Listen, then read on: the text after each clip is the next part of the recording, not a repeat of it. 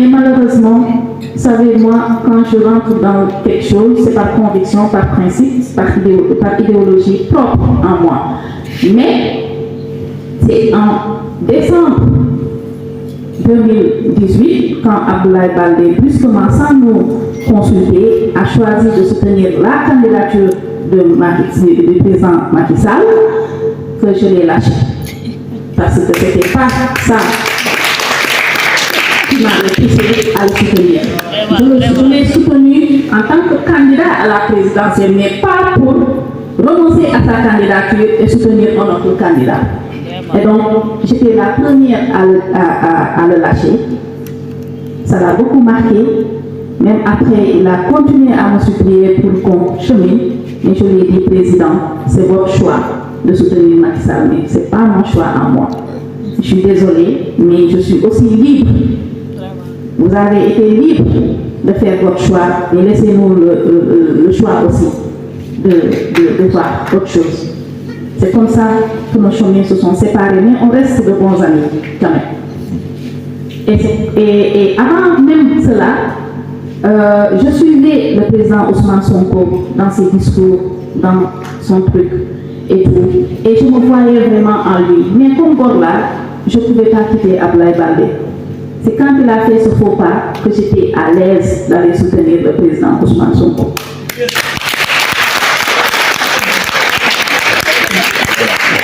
Et donc, c'est comme ça que j'ai cheminé avec le président Ousmane Sonko, ici à Sédou, jusqu'à ce qu'on me nomme la coordonnatrice de la zone sud du mouvement des femmes de Pastef, de la zone sud et orientale du mouvement de Pastef.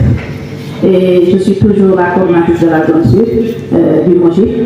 Et avec fierté, on se bat difficilement. Vous savez ce que c'est que l'opposition. On y va avec nos propres moyens. Et ça nous coûte ce que ça nous coûte, mais on y croit.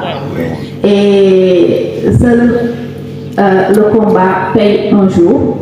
Et on l'a tous vécu avec beaucoup de difficultés, avec beaucoup de pertes. Mais Inch'Allah, on pense et on croit qu'on va gagner. On va triompher.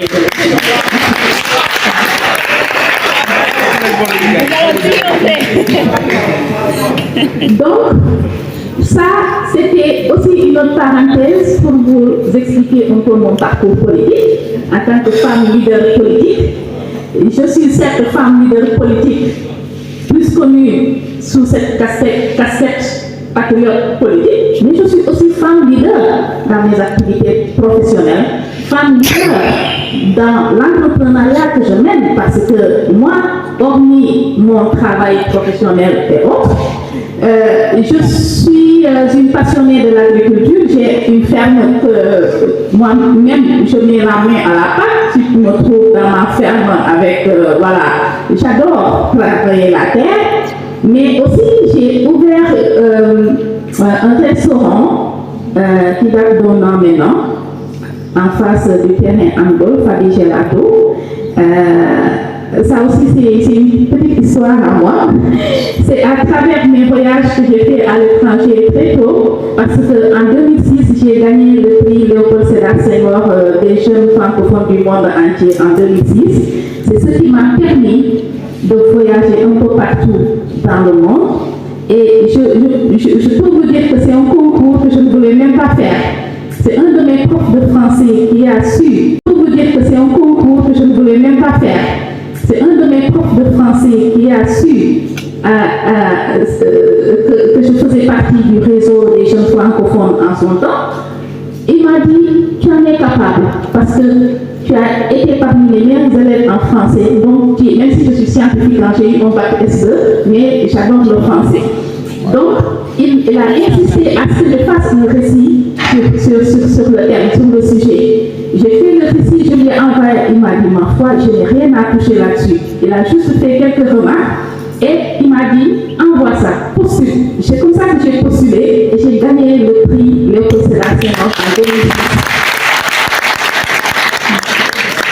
Et c'est ce prix qui m'a permis de représenter la jeunesse francophone en 2006 au deuxième Forum mondial des droits de l'homme en Nantes.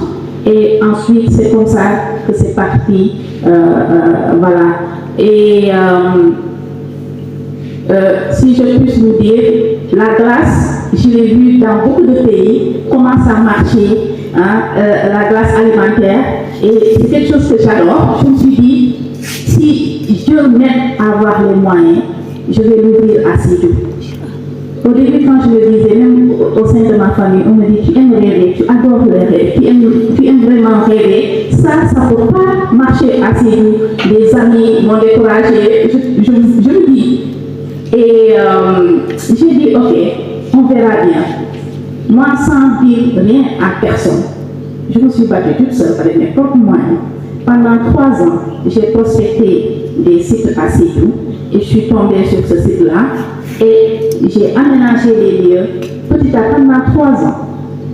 J'ai aménagé, j'ai acheté mes matériels petit à petit jusqu'à ce que je puisse l'ouvrir en décembre 2022.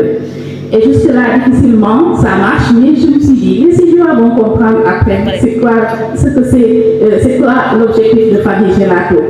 Parce que quand on entreprend, c'est pas par les difficultés qu'on se décourage, non.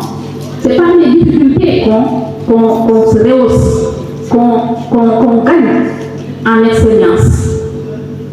Et donc, c'est pour vous dire aujourd'hui, si vous terminez votre formation, je vous souhaite vivement que vous ayez les moyens ou l'accompagnement nécessaire pour mettre en place votre business. Mais sachez que vous serez confronté à des difficultés majeures. À un point où vous pouvez même avoir envie de tout lâcher. Mais c'est en ce moment-là qu'il faut se tenir bon pour relever le défi. Et vous verrez, l'entrepreneuriat, c'est pas facile. Mais tant que vous y croyez, même avec les difficultés, tôt ou tard, vous allez réussir. Et je vous souhaite bonne chance pour la vie. Alors, je pense que j'ai assez développé comme ça. Je voulais que ça soit quelque chose de captivant, que ce ne soit pas quelque chose qu'on va lire, que les gens ne vont pas comprendre. Mais je suis partie d'exemples pour que vous puissiez comprendre ce que c'est réellement l'entrepreneuriat, le leadership, mais sur quoi on peut se baser pour espérer un développement de notre localité. Et vous amener de futurs acteurs qui vont contribuer grandement à ce développement. Je vous remercie. Absolument.